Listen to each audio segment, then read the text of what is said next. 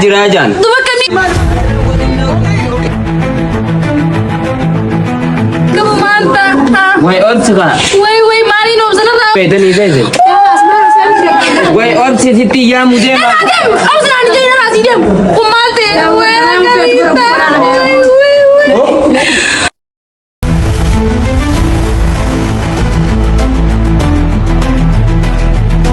Lu bujur dia balai Somali pun gador kita. Oi, nama jelas ke? Kalian satu kofa jirajan. Duba kami tani. Ini dia majorot tinggal. Kamu mantap.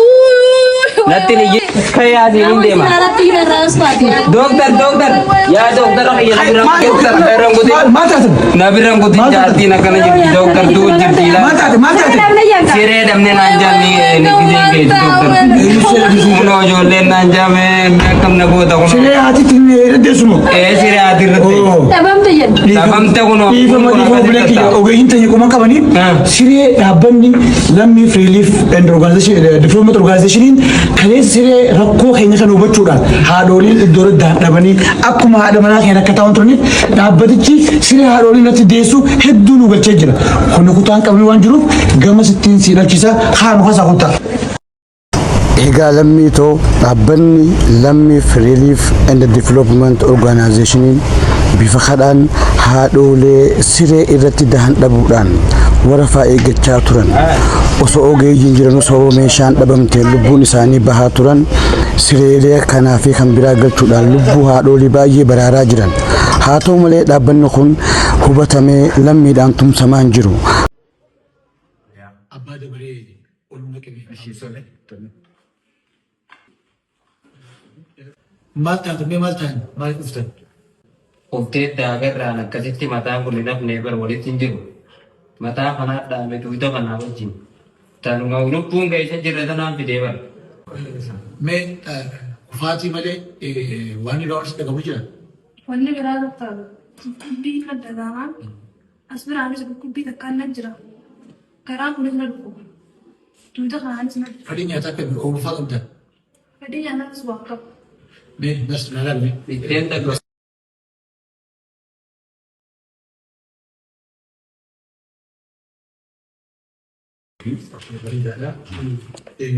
warga trans di desa lakukan sama gitu.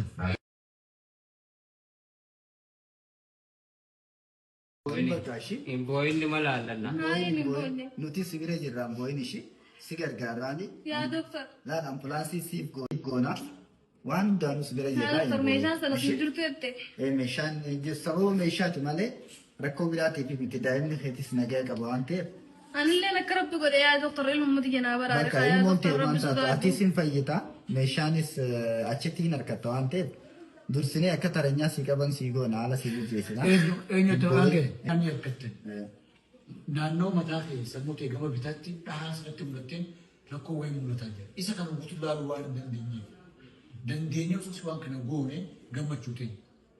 duba doktor nu gemma maallaqa takka harkaan qabnu mee akkam taana mee hindu as doktor Nuti akka doktorootaa fi ogeeyyii fayyaa hospitaala keenyatti waan qabnu rakkoo isin dubannee nuti maallaqa hamma tokko walitti isinii baafu. Ambulaansiin bilisaa isin geessiti. Hamma tokko maallaqa barbaaddadhaadha. Osoo oolteen bulle lubbuu haadha manaatii akka bakka. Awwa Abdallah waati joo takkittiin qabulee ujaaniin kuusisee quba qabdaa maanatti dirmanne jaartiin akkana harka jirti urwa. Iskaanii immoo maal mee qabnu jedhanii doktar Faankunoo asii tukuroon bassaa deemu qabdanii oficha madura lima qopheessaniif. Gabbee ijoo ogummaa keenyaan hawaasa tajaajilaa jirra. Hamma dandeenyu halkanii guyyaa lubbuu hawaasa keenyaa baraaruuf laffa'aa jirra. Dooktorummaa kootiin jibbe. Hammaan ogummaa koo maaliif hin baradhu jechuun ga'e. Meeshaaleen fayyaa nuti mana kanaa qabnu lubbuu haadholii baraaraan jiru. Arra osoo hin danda'ee haadha osoo garaa qabduu nu biratti qofte. Sababa meeshaa yaalaa dhabuutiin qonnaan bulaa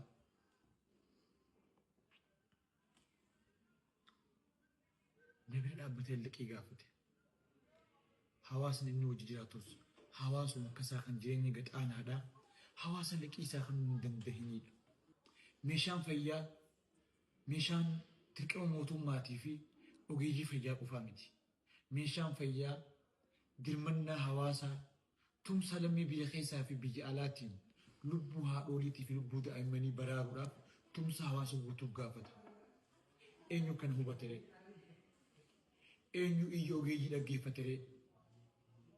Eenyu dhaabbiilee dhibban kan irratti dalagaa jiran dhaggeeffate? Mee dooktaraaf hin dawwalaan? Dooktar Nuraddiin dhaabbanni lammii Relief and Development Organization dhaabbata waan kanatti hojjetudha. Haa ta'u malee dhaabbanni kun hamma inni hawaasa tajaajilaa jiru meeshaalee fayyaatiif iyyaa jiru lammiileen tumsaaf hin jirtu.